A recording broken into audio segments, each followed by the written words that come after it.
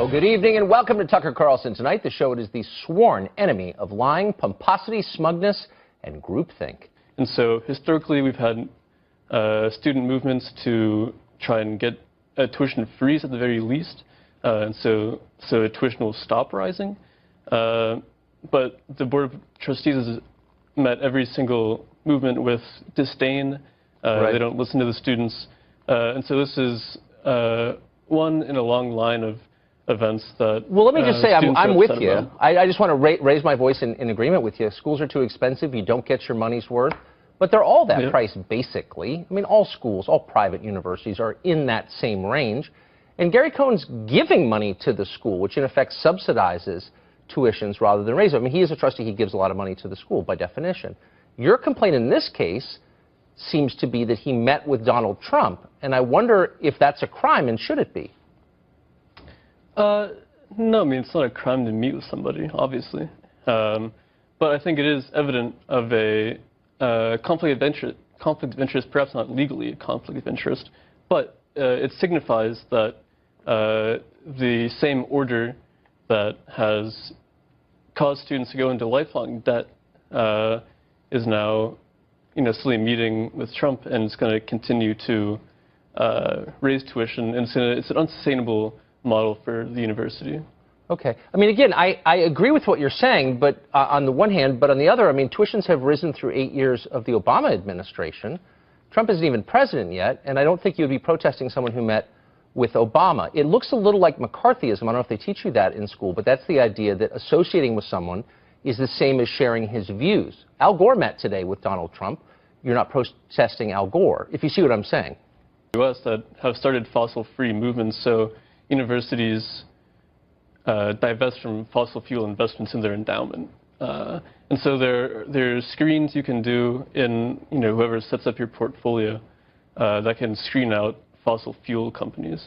Right, but you would do that because you think it's... At American University, there's been a movement for the past 3 years, 4 years, to do that. And again, it's been met with complete disdain, even though a large amount of students support it. Well, I can identify with the disdain, though, coming from any citizen who flies on a plane, who uses a gas range, who drives in any kind of motor vehicle that's not a Tesla. If it is a moral crime to participate in fossil fuels at any level, again, aren't you a hypocrite? I mean, and don't you personally... No, I'm not attacking you. I'm really saying if you're setting the standard to that height, can you pass the test? I don't think you can. No, it's reaching a bit far, Tucker. Really? To live by your own standards? That's an impossible dream for you? We're talking about a structural issue. And so, because I have a plastic bottle of water right next to me doesn't mean I'm suddenly equal in terms of, guilt compared to fossil fuel companies. So here's the point I guess I want you to ponder, though, Gray. Structural issues need to be met with structural demands, and that's exactly what we're doing. Because they don't demand anything of us. We can be upset about something we call a structural inequality without actually making personal changes. We can feel holy. We can consider them sinful. But here's my question to you.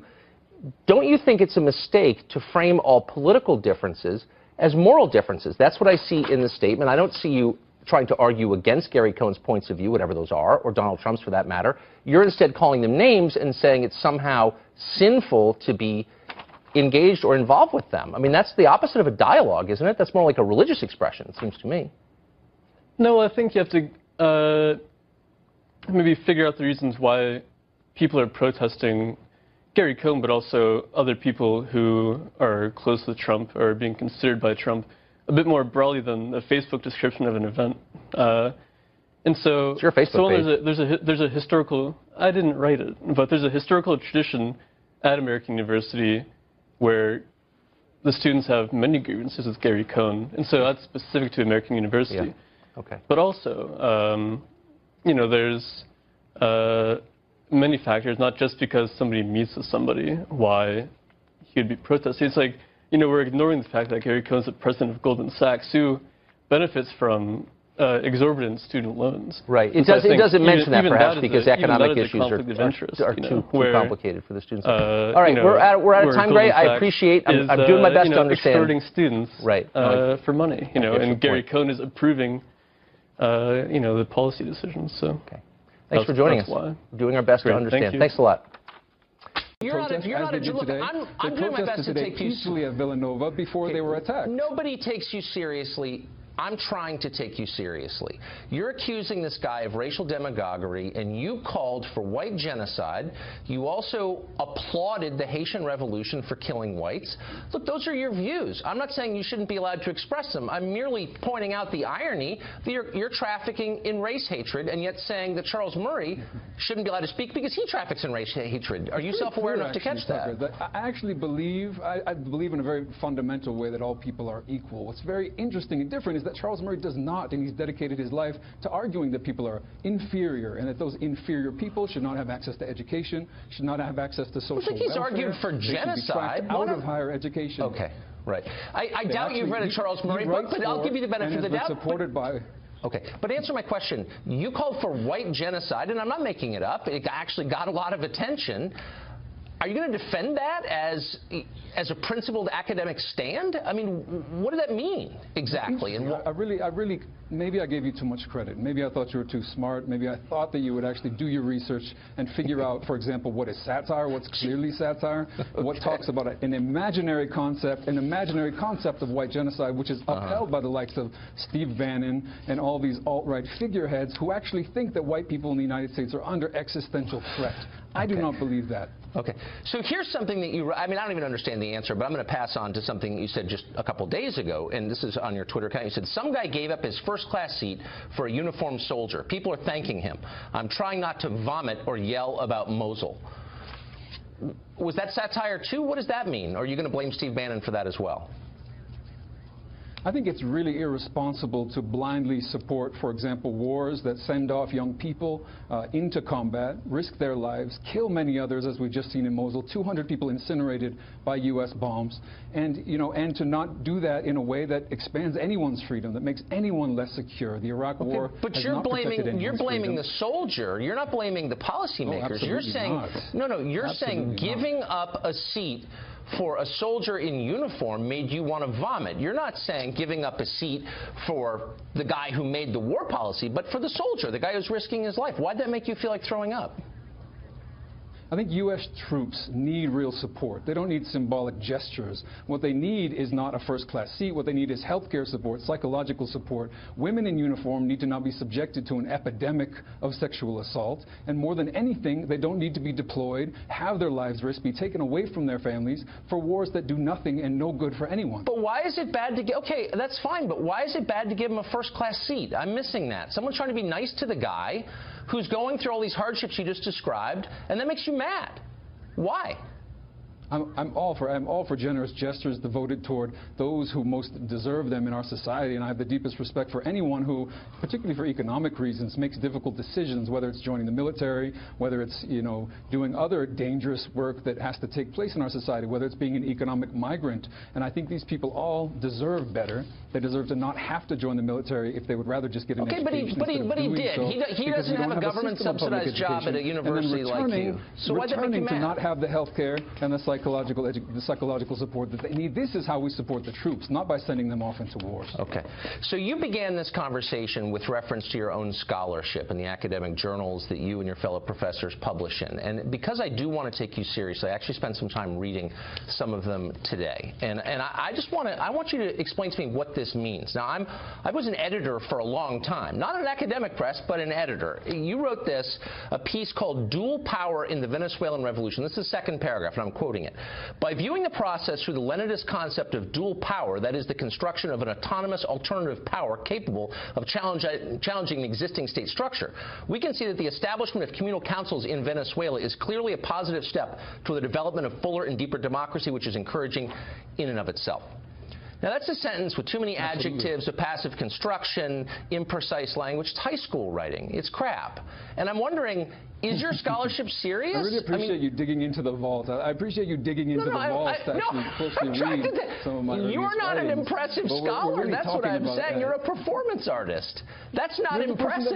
That's shown himself unable to use Google today. This is really interesting. I've got 3 books what does that mean? I just read. I don't need to flout academic credentials in front of you. But you don't.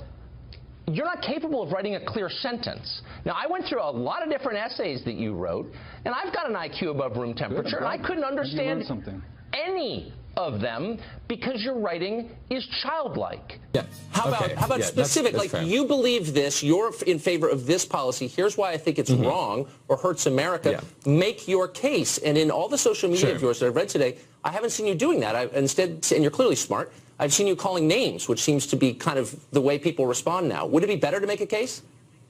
Sure. So, I mean, I think that no matter what kind of case I make and no matter how good of a point I make to him, he has no reason to listen to me and no incentive to listen to me. I mean, this isn't about who's right. It's about who has power. And so I think that students in this country need to mobilize in ways that would actually get people that we like in office instead of sort of discussing in sanitized environments and, you know, in moderated conversations. Does that make sense?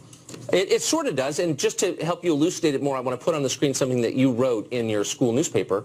Recently, the independent school newspaper, you said this: now we are faced with a real crisis, this being the election of Trump. We must take real action and dispense with all this sophistry, all these abstract notions of civility, which are just Ivy League translations of the vulgar give Trump a chance. By real action, I mean donating money to the ACLU, to Standing Rock, to Planned Parenthood, calling your representative incessantly, protesting obsessively, flipping cars when Trump walks away from the Paris Climate Agreement, attacking racists you see, attacking people in the supermarket, whatever it takes. So I've got a bunch of questions about this, but the first is, whose cars would you flip?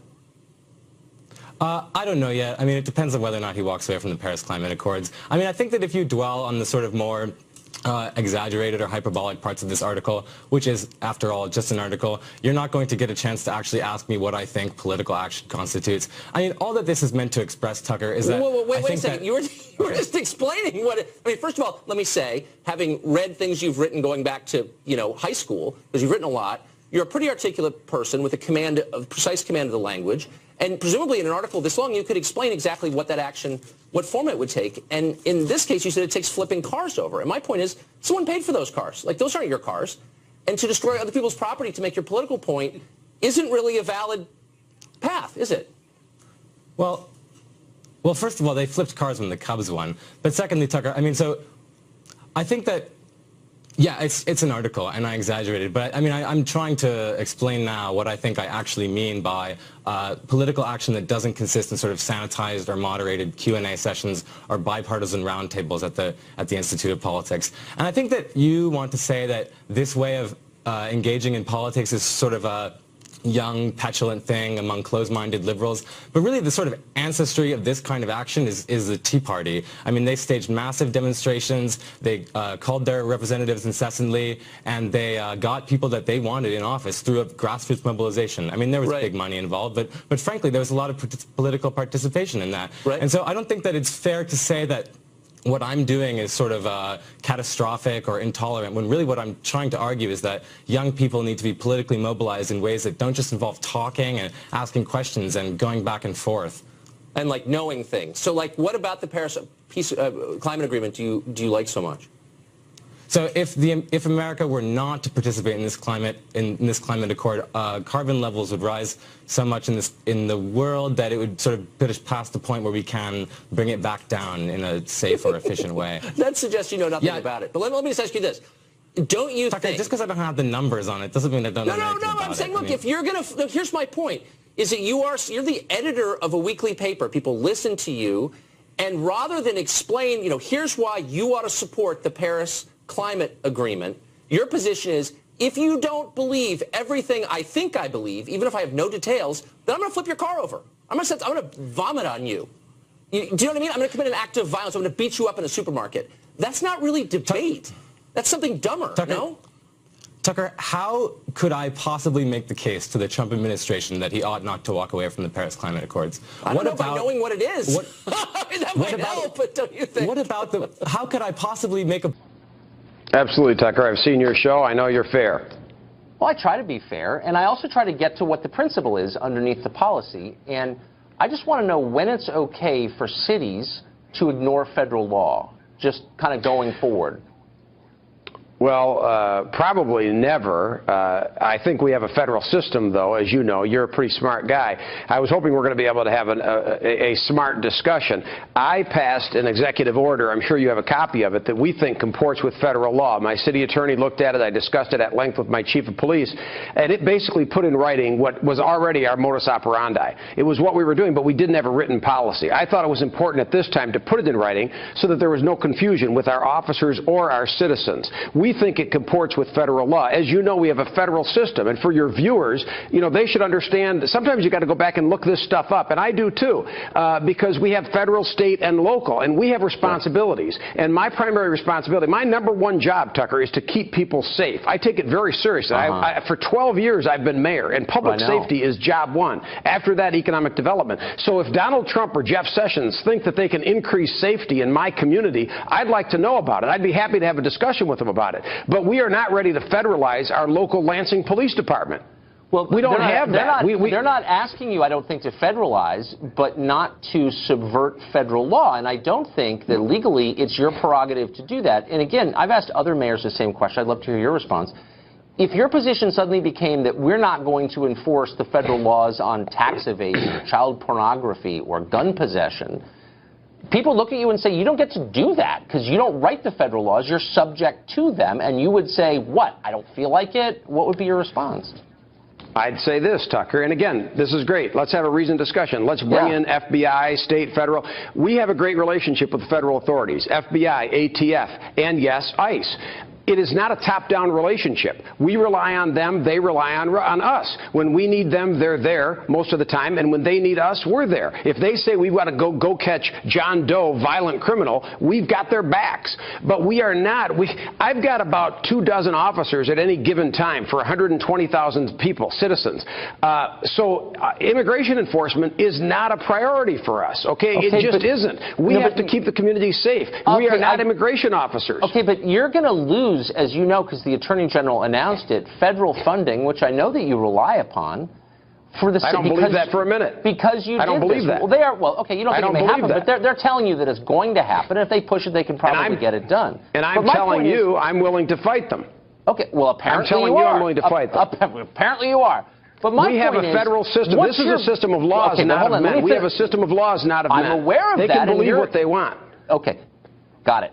But you're saying you're ignoring those laws because you want to, and you're losing federal funding. So hold on, let me finish the question. So if your job is to protect the city and to do what you can for the people of Lansing, why would you risk that except to make a fashionable moral statement? Because I don't accept.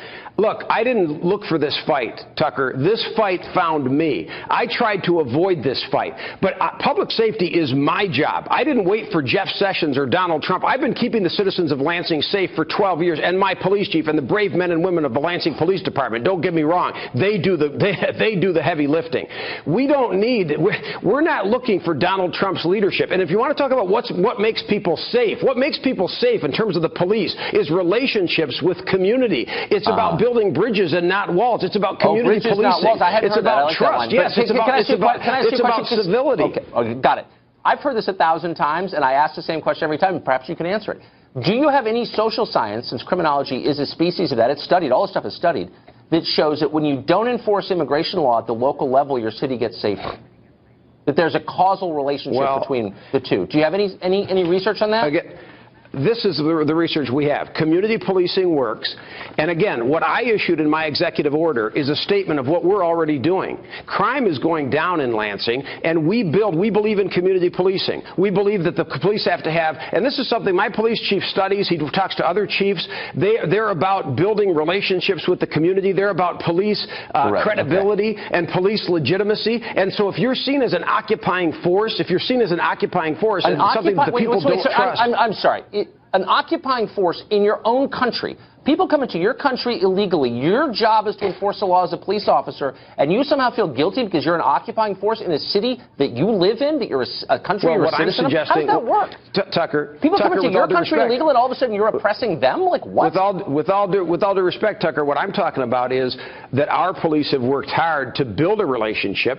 It's what we do. Again, we have a federal system. Too much, Mr. Mayor. Well, but it's not too much. But it's not too much. actually. It's easy for white men like us to say that, who are in the majority, who enjoy what we enjoy. But the fact is, okay. See, I was taking you seriously at the beginning, but this is just buffoonish. Now it's like I'm a white man, so my views on this are less material or something. That's your perspective. Try to walk in another man's shoes, though. Walk a mile in somebody else's shoes. I thought you believed in laws.